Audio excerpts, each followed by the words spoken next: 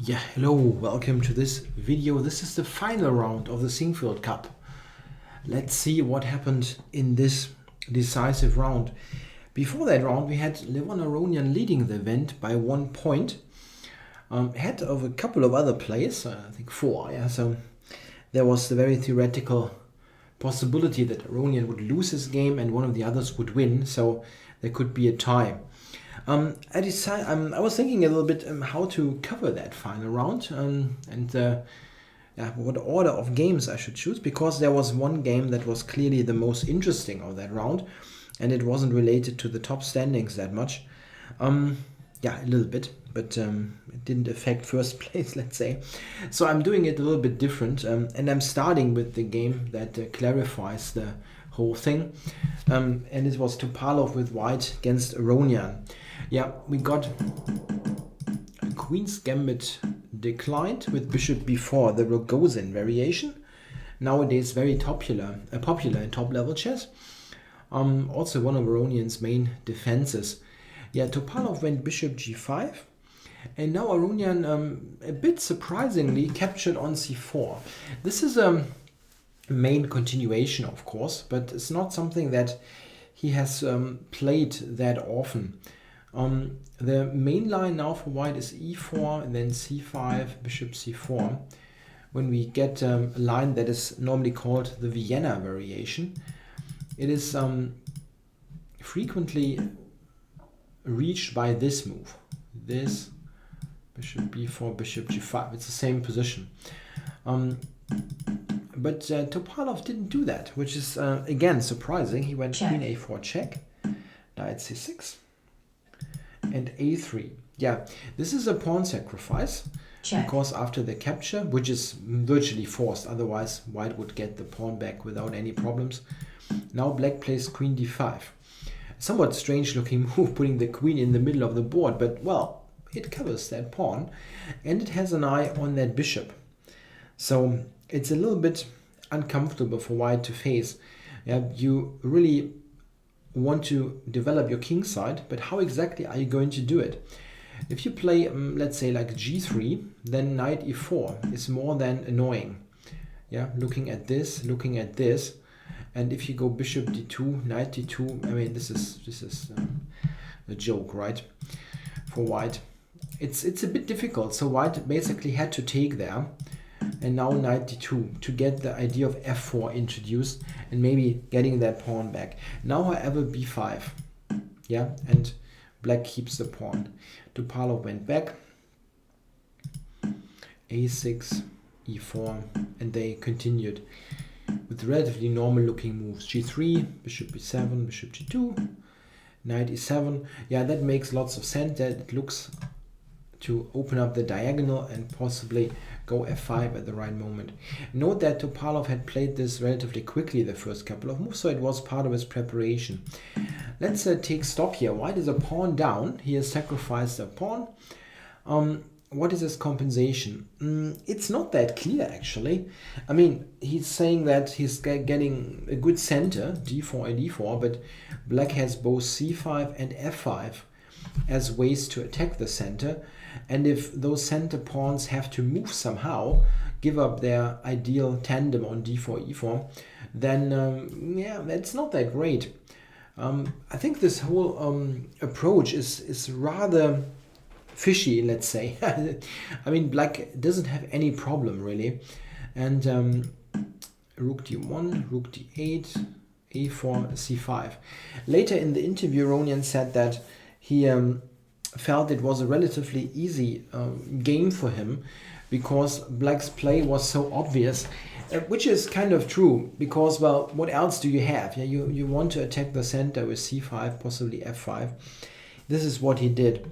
The only question really in this whole thing here is like about here. Topalov went knight f3. If black has some way to really get more out of this, because I think it's really questionable that white has got something great here for his pawn. I mean, he's got some activity, that's true, but maybe there is a way for black to do more. One thing is that taking into account the tournament standings, Aronian always knew that with the draw he would win the event, and this is an important thing to remember. Even though everybody wants to win a game, if you have the opportunity to seal the event with a draw, you pretty much view a draw differently than just any kind of draw in a first round. And this becomes important a little bit later. Again, f5 was played, and now after this, Topalov regained that pawn. However, Black now, of course, crashes through in the center with bishop takes, and c takes d. First glance, it looks really good for Black, right? Because if White would recapture, then he's running into a super fork here, right? Yeah, and he only has a check. King here, queen c3, and then f6 attacks this. This is under fire. It's pretty awful. Yeah, Black still has that pawn, right? White cannot recapture, but he has a good move. He has queen c1. And here's that moment that I mentioned where under different circumstances maybe Black can do something different than what he did. He played the move d takes c3, which basically ends the game, as White now is forced to take on f5 with that rook and give a perpetual check. We can look at this first too, so that you understand what I'm referring to. Check. He traded here, takes, and now check. This is the mentioned perpetual. Means that d takes c is really, this move is forcing the draw. Black is forcing the draw here. What is it that he could have done? He could have played either king h8 or queen e7. Queen e7 is looking at that square here, yeah, to make sure that the queen is not showing up there. And here Black has some chances maybe to play for a win. It is not entirely clear if how good it is. White can try rook b4 or bishop e4. Bishop e4 is maybe the better try. Simply trying to take here. Something like this, for example,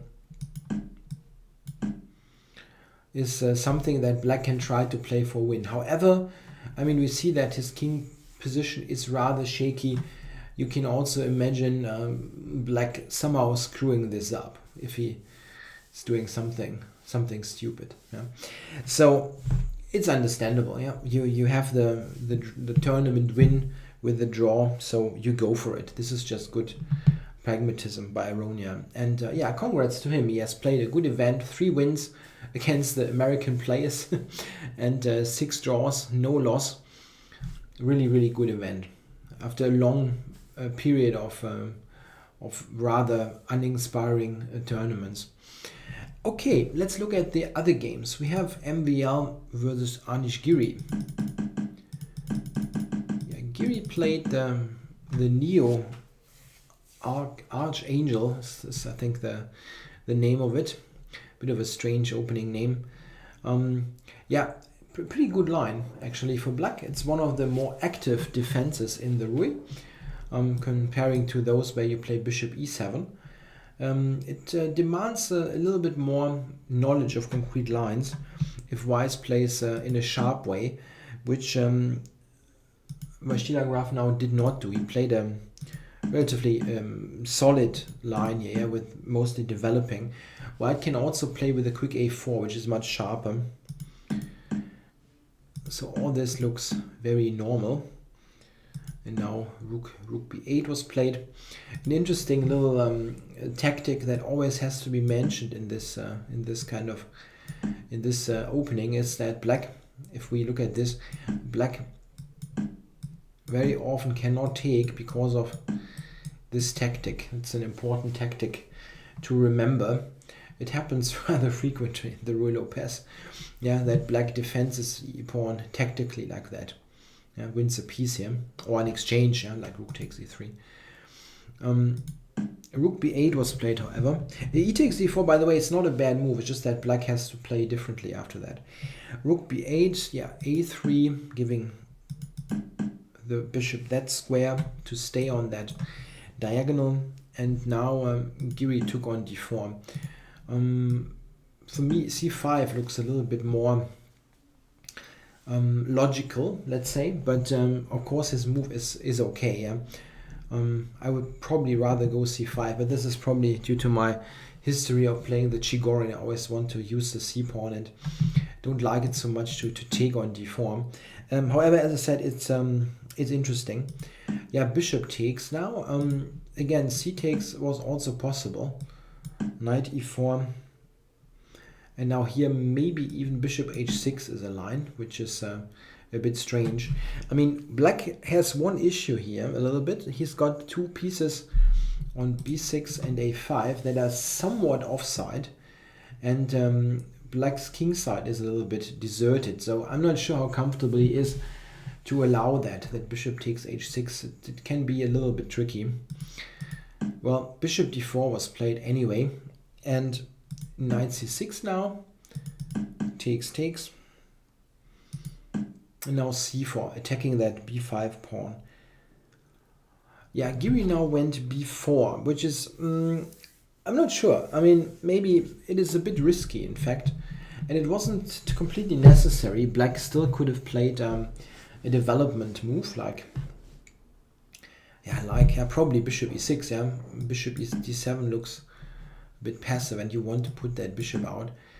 The thing is why I'm not so sure about b4 is that MVL's reply c5 now I think it looks a bit tricky for black to handle. Yeah, he has to take essentially, otherwise, I mean, if you just go back you would get this structure that's a bit awkward. It's not terrible, but looks awkward. He took it, and now this pawn formation gives white, I mean, white has pretty good places for his pieces, c4, b3, and the big thing is that this is happening.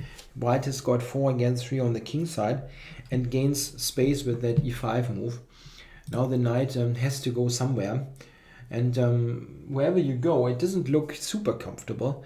Maybe knight h5 would have been more interesting now, to have this knight f4 possibility. But Giri went to h7, and now after knight e4 it looks really active for white. However, I don't think it's terrible for black. It just seems a bit difficult to play. But Giri, I think, plays it really well. Yeah, like this, b3 and c4. And well, while that looks a bit awkward, I mean, white has a nice knight there on c3 possibly. Yeah, we see some of that. Knight here, knight back here. I mean, white's position looks good, but how do you really do something substantial here? It looks, it seems difficult. Yeah, you cannot really put more pressure on those pawns here. And black seems to be solid. Yeah, Giri is defending this very tenaciously. Even this here, that looks really strange. Yeah, putting that rook on the edge of the board, but it is the correct decision. The rook is doing something. It puts pressure here and limits white's pieces. No? Knight has to retreat. And now we went g5. Here, maybe knight fg6 was even somewhat better for black. It's possible, because f4 is not in the position here, and white has to take care of the pawn in some other way. Probably knight c6 now, or knight f3. Both is possible. Something like this here, for example. And now bishop d5. You have to make sure that the rook is not taking here. Yeah, and well, black is a pawn up. Yeah, still bishop e6 maybe. And I think here black has maybe slight chances to do something. I mean, white is very active, and those pawns are not super strong. So there are still a very definite chances of this game ending in a draw. But here it seems that it's more Giri who's doing something. Yeah, g5, bishop f3, knight e6. And the way it went here, there was really no way for black to do something. They continued here with this sequence. Black was returning that pawn, but he retains a rather active position now, with the rook to b8. Other rook will activate himself here, and now this double rook endgame is those endgames are very often rather drawish, because if both sides are very active, it often leads to both sides just taking pawns, and at some point it'll be simplified to just nothing happening. Here white looks to have the better pawn structure, but well, what is it worth? Yeah, black is trading off everything. Here they agreed to a draw, so a rather correct draw there in that game. Maybe Giri actually had a little something when he played when he had played a knight g6. It's possible. It's really possible. Okay, so let's look at the next game. Let's do Anand Carlsen. Right. I should have done that before actually. And, yeah, to take the two world champions first. Okay, so we got a Berlin. It's not super exciting, but yeah, this is how it is nowadays sometimes. And we got the end game. Check. With h5. Yeah, that is the main line nowadays for black. And to be perfectly honest, I mean, I'm not an expert, not at all, but when a couple of weeks ago, I think it was somewhere in the summer, like early summer in June or something, I took a couple of hours to look through the Berlin endgame. It's really just nothing for white. Yeah? It really seems like nothing, at least for my chess understanding. It feels like it's nothing going on. Check. And this game is pretty much further confirmation of that. They took a while to reach that position for some reason, but it has been played before. Yeah, that black has the two bishops, and the main issue really is what will happen quite often is what exactly happened in the game. Black has two bishops, and this bishop here will very often trade itself against the knight, and then we have opposite colored bishops, and this is just a dead draw. I mean, and look what happened in the game. Bishop e7, g4, rook d8, king g2, getting out of this rook takes d4 idea. Yeah? If white plays a non-move, then black can consider to take here. And this is already a draw. Yeah, king g2. And here, yeah. And what now? White went c3. Can you? I mean, if you move that knight, then you're playing for a loss very clearly. So c3, takes, and now we got the opposite colored bishop's endgame, and it is really a total draw. I mean, it's so drawish that it doesn't take a very strong player now for either side to make that draw. Yeah, black is losing that c7 pawn, but it doesn't really matter. Here they agree to a draw. And the way how this is drawn is actually pretty typical. How you draw opposite colored bishop's endgame, the pawn down. It's quite funny that still the engine gives white an advantage. Well, no. Yeah, well, what exactly is the principle to draw that? It's pretty simple. Very often you have a situation that can be divided between queen side and king side. One side of the board, usually the bishop will hold, yeah, with some kind of fortress, and the other side the king will hold. So how does black actually keep that or make that draw here? Yeah, this configuration here on the queen side, we see pretty clearly that black putting that was a wrong arrow, putting the bishop here would protect c6, which in turn protects the pawn. So this is a perfect fortress situation. This is the queen side. This is easily dealt with the bishop. And how does black keep it on the king side? That's pretty simple. He just stays. Yeah, he just does nothing. Stays with the king and waits until white gets some kind of passer. Yeah, we can let's do it in a very simple way, like this. And now we are blocking on a light square. We can block on g6. We can block on g8. It doesn't matter. And here the next black's moves are just always bishop d5 to h1 and back and back and back and forth and back and forth, and it's dead. Yeah, the other way sometimes to draw is if we go back here to the actual position in the game, here black also can do something that will also draw. He can drop another pawn. That's also possible. White takes, and then you go here. Now you are 2 pawns down. It still doesn't matter. The king will stay on f7, blocking the 2 pawns. It's light squared, so there's no check. There's no way to get it away from the board. Well, nothing happens. White can shuffle forever. Yeah, f4, and again, I'm doing this. Yeah, the queen side is completely safe. Nothing happens, and the king blocks the pawns. This is the typical procedure to draw those endgames. You have to find a good distribution of roads between king and bishop. One side has to be kept by the bishop, one by the king. Okay, that was a rather lengthy explanation of that rather boring position, but it maybe was helpful to get an idea how those opposite colored bishops endgames are often drawn. You have to really find a setup there. Yeah, one for the king, one for the bishop. Okay, so what's the next game? Kind of confusing myself a little bit. That would be Caruana versus Wesley. So, where are my notes on that? Here, yeah. So here we go.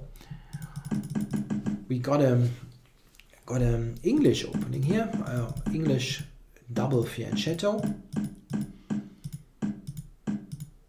Yeah, it's a very solid line for black. And what Caruana is doing here is he plays the main line nowadays with queen h4 and a later g4. That's an interesting way to play. Rook e8, bishop here, and now g4. To be perfectly honest, I've played this kind of opening with white for half of my chess career, maybe more, and I never really fully understood what this g4 and bishop h3 g4 business is doing. I think one idea of that somewhat strange setup is that it disrupts black's coordination a little bit. Yeah, if the knight has to move, then this bishop on d7 is sometimes really just taking there, and then b6 might fall. It's a very weird way of combining play on the king side to achieve things on the queen side. This is at least my take on it. The next move that So is playing is a bit questionable, it seems. Queen a8. Yeah, when Topalov was asked about this, he said that he felt that this was a mistake, and it was what did he say? Basically losing. It sounds harsh, but yeah, black seems to be in trouble after that. Maybe it was a better idea to keep the queen there. Another way of playing this is also bishop a8 here. This is what Kayakin did in some recent games. Okay, but let's have a look what happened after queen a8. Why was that so tricky? This was played by Caruana here, bishop d4. I also looked at the move g5 because of a very simple idea. If black goes to e4, which looks like the idea of queen a8, yeah, to get that control there, then white has knight a4. An interesting idea. White threatens to take on d7 and then on b6. The thing is that after this winner of the exchange here, that winner of the exchange is not entirely clear. If you look at this position for a bit, then you recognize that black has a really strong bishop on b7 and white's king is a bit shaky. This is not a totally clear position. For instance, the engine just gives white 0.2, something very, very minuscule. So it seems to be perfectly playable for black. I mean, it's not just that the engine says that. I mean, you see that bishop on b7, knight on e4. The bishops are strong. There is knight c3 as an opportunity at some moment. Yeah, it's clear that black has some play for that exchange. This is what Caruana played, and it led to a good position for white, it seems. it's a difficult position to play. H6 is what Wesley did, and now G5 was played. Yeah, and this is awkward. It really is awkward. You now have that Queen H7 idea always in play, and White threatens various things, or potentially threatens various things related to that. Yeah, like taking on D7, then on F6, and then getting that check in. The check itself, I mean, it's not checkmate, but it's always kind of hanging over your head. This threat. This is what Wesley so played now.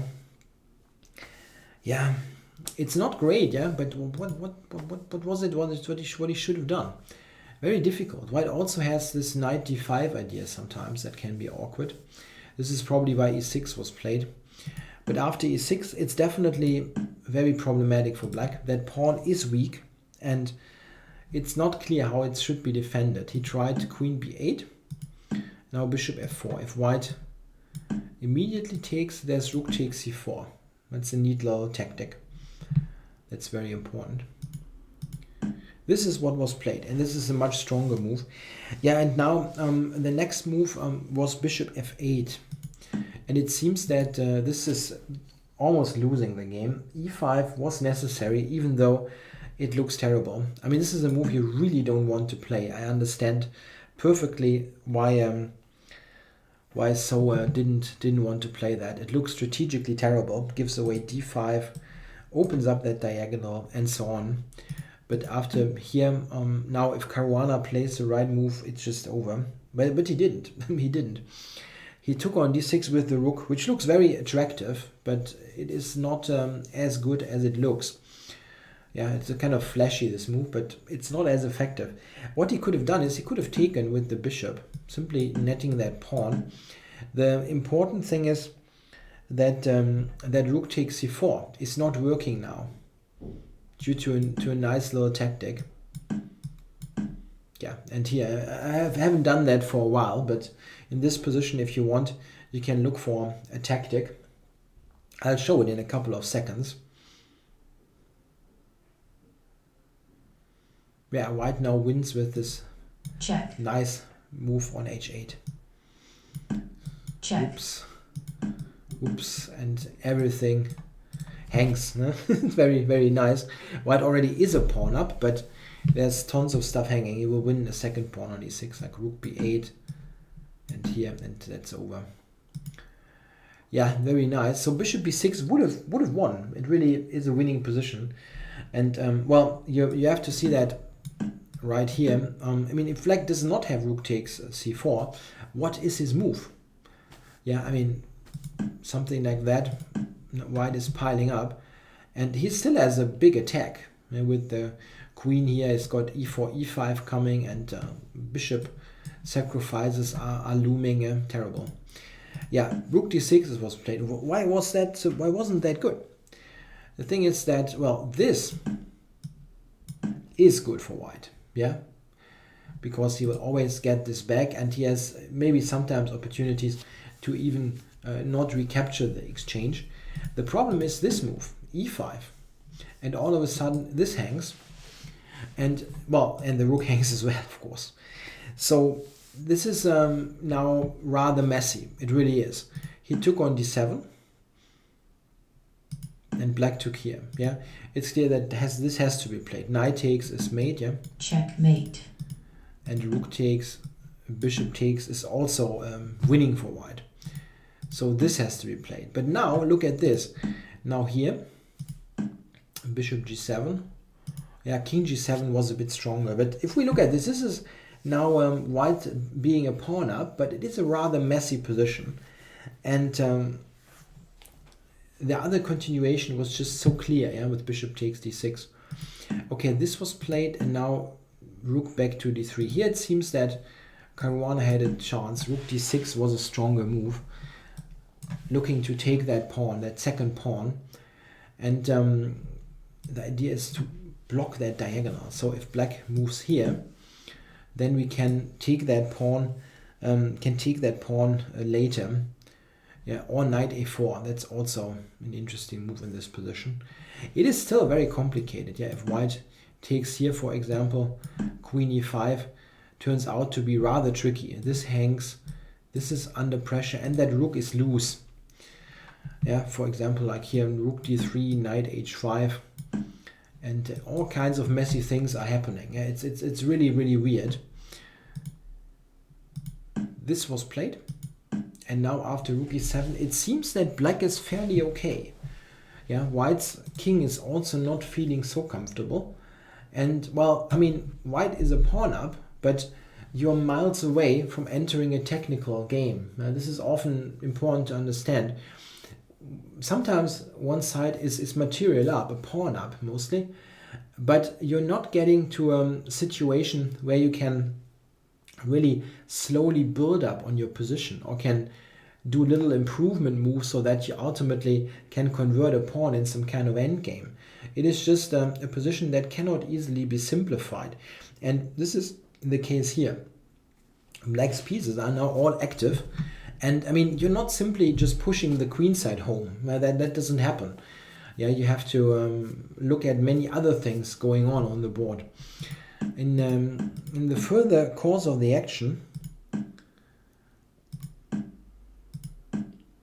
yeah, we got this here. Black got to take on e2. But white had installed this nice knight on d5. It seems, however, that black always has enough play. Yeah? He closed the queen side there.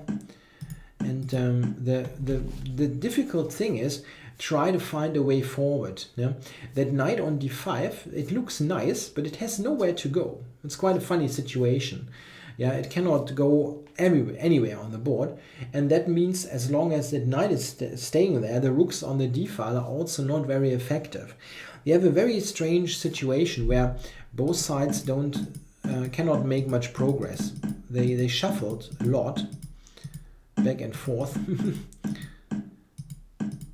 and somewhere here agreed to a draw. Check here. Here they agreed to a draw. It is it's a strange kind of draw. It's a little bit like a positional draw in a way, as it's sometimes called, because neither side can make any progress. The knight on d5 is kind of in a way dominated in this position, and the same time black cannot do anything either. Yeah, I mean this is playing for a loss. So a draw. I mean, definitely Caruana had excellent chances to win that game. He just had to take on d6. Of course, it was a messy position, so it's not like he's played like terribly bad or anything. It is just that was a clear spot where that the right move probably would have won him the game without any further problems. Okay, so let's look at Nakamura Grischuk in that final round as the final game for that event. That was the most interesting game of that round. Let's have a look. Check. Yeah, again the bishop b5 check line, and again knight d7 is chosen. I really wonder why they don't play bishop b7 that much. I mean, I understand if they go knight d7, it's usually signaling the intention to play active, aggressive, whatever. But bishop b7 has a very solid reputation, but nobody seems to play it. I mean, after bishop b7, you very often get that Maroczy kind of structure. Maybe people are really not so keen on that anymore. It was always thought that this type of Maroczy with one pair of pieces exchange should be quite okay for black. I mean, I understand that people like the white side, I also do, but objectively speaking, it shouldn't be that terrible for black. It's just surprising that nobody plays it in that event. They all go knight d7. Okay, castles. No, this seems to be more popular nowadays than d4, which is the traditional main continuation here. Okay, castles. A6 and bishop d3, the same setup as in the earlier Carlsen Topalov game. The difference is that here an early c3 is played, and now white has that c2 square for his bishop. That looks quite nice for white, quite natural. So bishop b7, rook e1, rook c8, a4. Yeah, very normal looking play. Yeah, d4 also looks normal, but after takes, pawn takes, queen c7 is possible. Yeah, and this is a bit awkward now. What are you doing? Yeah, if you move your bishop, black has this funny opportunity. Yeah, knight here is entirely wrong. Rook e2, it's also not better. So you cannot go d4. I mean, you can, but you really only want to do it if you can take with the pawn. Yeah, this was played. b4, a5, all normal stuff. And now d3 again. d4 was not possible due to that c-file pressure. Takes, and e6. Yeah, I think all that looks fairly normal. And here, well, this position, I mean, it cannot be anything brilliant for white. Yeah? It looks rather, yeah, it doesn't look very aggressive at first sight. However, this kind of setup that white went for here has one practical advantage. It totally avoids any simplifications. This is a very interesting aspect that is often underestimated. When people talk about opening results, yeah, quite often people want, yeah, I want some edge is the idea with white. Yeah, I want to have pressure and so on. This is sometimes difficult to achieve, especially when people think that they should play total main lines and everything. Well, if you play into a main line, let's say of the knight off, you might have a 25 move string of theoretical, things, and at the end there's some kind of perpetual. Yeah, this is sharp, all cool, but it's still a totally boring draw without any single move played over the board. This is what sometimes happens in the so-called sharp openings. When you play such a restrained approach, and this is the idea that Nakamura had here. He didn't want to play a boring draw. He wanted to keep everything on the board and just delay the fight until later. And this is exactly what we got in this game. And this is in fact a modern approach. Yeah, it sounds, I don't know. I mean, this kind of opening setup doesn't seem very modern, but it's just the approach that very often nowadays is the right one. You don't want any heavy theoretical discussion, just want to have a game played. Very often you want the game to be most interesting, getting its tough spots later when time is ticking down and so on. And also probably a good idea against Grischuk. Yeah, we already see that Nakamura didn't spend much time here, but Grischuk was burning time for rather normal moves as usual. Yeah, bishop b5. And now knight fd2, keeping everything, yeah, as it is. White also had the move e5. That was interesting, but it's not clear that it nets white so much. We probably would have had some simplifications there. Yeah, an interesting line is knight takes e5, knight fe5, knight d5. Very strange move, but it seems to be okay for black. Takes, yeah, and now bishop takes. Queen d8 is really not much going on.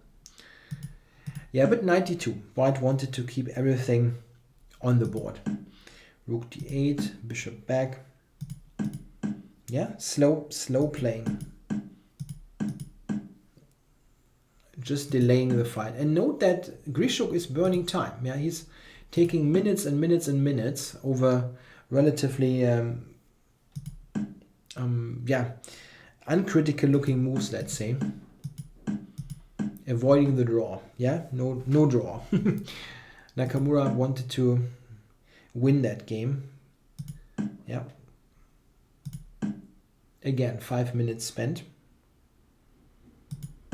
And now f4. Yeah, this is the way that I described. Yeah, now both players are somewhat down on time, and Grischuk is down to 15 minutes. There's no increment. He has to play 14 moves now in 15 minutes. This is still not a huge time scramble, but it makes things more difficult. And if you get something going, it will be tougher to defend with that time ticking down. Yeah, this is not a bad pawn structure for white. It entails some risk, but it also gives a good central control, those double pawns.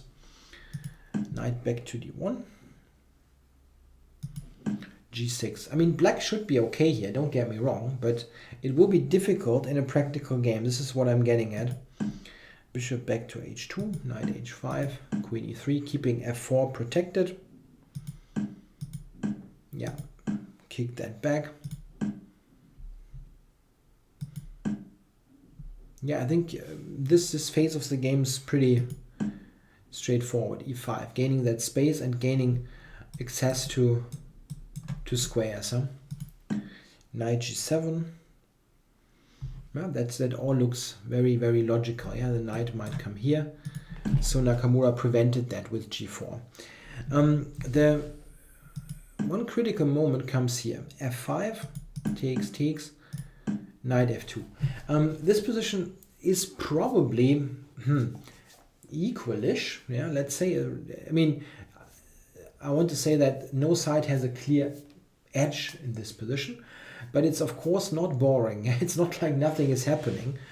And I think now with the time getting low, Grischuk is playing something strange. I think he was probably very much afraid of the knight coming to e4, and so he decided to play bishop h4 and taking that knight. And I don't really like that decision. I mean, I'm a huge fan of the bishop pair, but this is not the reason for that. I mean, every good player is liking his bishop pair. But the thing is that also the dark squares are weakened quite a bit by that procedure. And after that, it seems that it's white who's definitely calling the shots, while the situation without that bishop h4 move was, as I said, rather unclear, let's say, complicated and difficult to call. So yeah, I think that feels very logical. Queen d8. Yeah, and now Nakamura is going for it. h4. Yeah, you have to do something if you want to win. I mean, white is in a position that's important to understand. White is in a position now after that bishop was given up on f2, where he also could have just sat and wait. Yeah, there was nothing. White is just shuffling here. Black has nothing to do, right? I mean, white has those pressure here on that pawn, and black is just sitting there, cannot do much. But h4, yeah, getting something going. Rook f8, f2, king h8. And now an interesting move, rook b1. The idea is that rook b6 is an idea now. The idea is that this is an idea. That's a weird sentence. But it introduces this rook b6 idea, and it basically provoked black to capture, which is what Grischuk did. He took that pawn. And now h5. Here we go. Now the idea is that this is attacked. Black has to take, essentially. And now f5. f5. It's dangerous. It gets really, really dangerous. Takes, has to be done. And now queen d8 was played. And it seems after that, white has a fantastic position, probably a winning position. Knight d8 was the much tougher defense. It is very difficult to play this position. This is what is important to understand. Even though maybe objectively here, white is not winning or even super clearly better, it's difficult to play. And this is all a little bit due to that bishop takes f2 decision that was really handing white some easier play, and this one, rook b1, was a strong idea, provoking queen a5. So knight d8, how does it continue? Rook b8 probably, that looks good, attacking this, and now black can jettison one pawn. He has to do that, and now do this.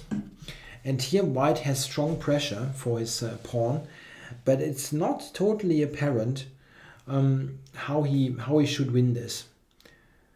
Yeah, I mean, maybe you can, if you invest lots of time with an engine, you can try to figure out if white can win.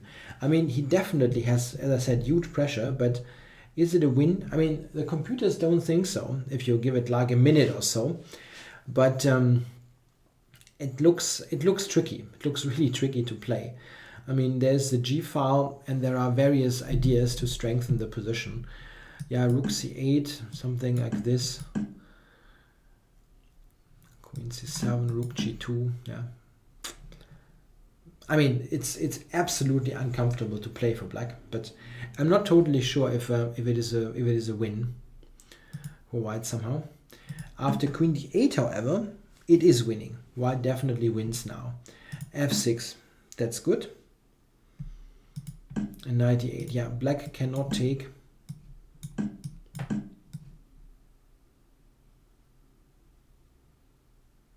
Check. And now this is the point. Note that white's king has no pawn cover, but it's safe. And there is this mating threat now. The only thing that black can do is king G8. And now rook takes, check. Queen takes, Queen check. H7. This, oops, come on. Check. This is forced and will win for white. This is why 98 had to be played. No other choice. Bishop H4. Very nice, yeah. All pieces participate. This, Rook G8. This is the best defense also. And here in this position, it turns out that there was only just one move. I mean, I saw part of this, from here I saw part of the broadcast. Here there was only one move that decides the game, and that was Rook G1. It was really strong. Rook G1, the idea is that if black takes it, and it's difficult not to, if black takes it, here black really has no move to defend. There is a big threat here. Bishop takes H7. Yeah, Bishop H7, Rook H7, Queen F8 mate.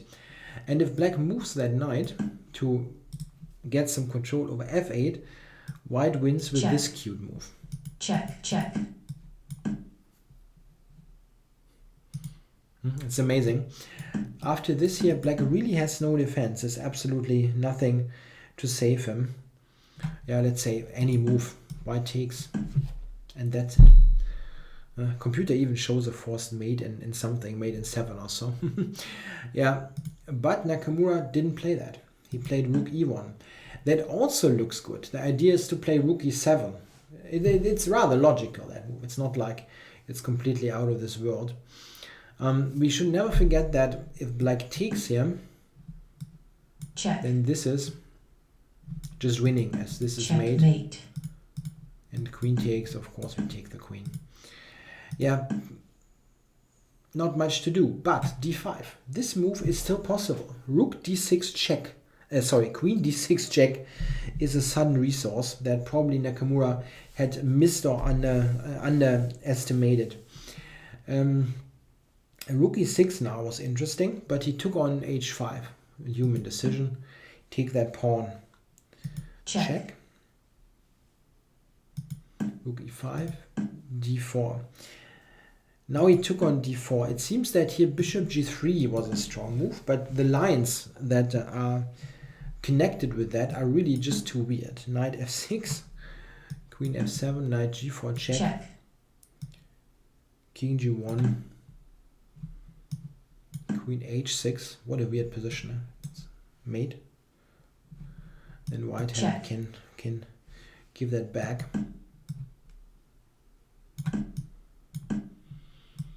Check. And here white is better, but that line is just too weird to play for a human being. He took on d4. Queen takes and rook e7. It seems that black really is back in this game. And there was one particular moment right here. Check. Like here. When Grischuk probably could have held that. But, well, 1 minute something. This is the problem. This position is super difficult and black is basically maneuvering a minefield here. Bishop d7 is what he played. After that, he seems to be lost again. Queen e6 seems to be a draw. Unfortunately. For Grischuk, he didn't do that. Bishop f5, queen e3 is a direct draw. Yeah, it's a... Oh, sorry. That's Check. a perpetual. And queen f5. There was rook g6. And it's not apparent how white should win.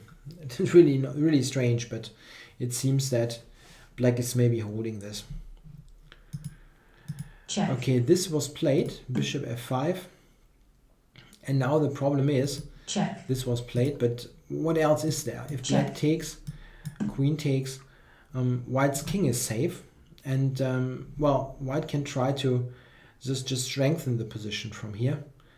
Yeah, like queen d5, for example, is a pretty good continuation. Asking black about this, do we want to take here really?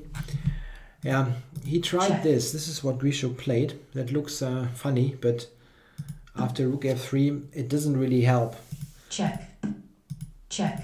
We now get this position, and this is just dead lost. It really is dead lost because of that e7 pawn. It is just too strong. King g7, bishop g3. Check.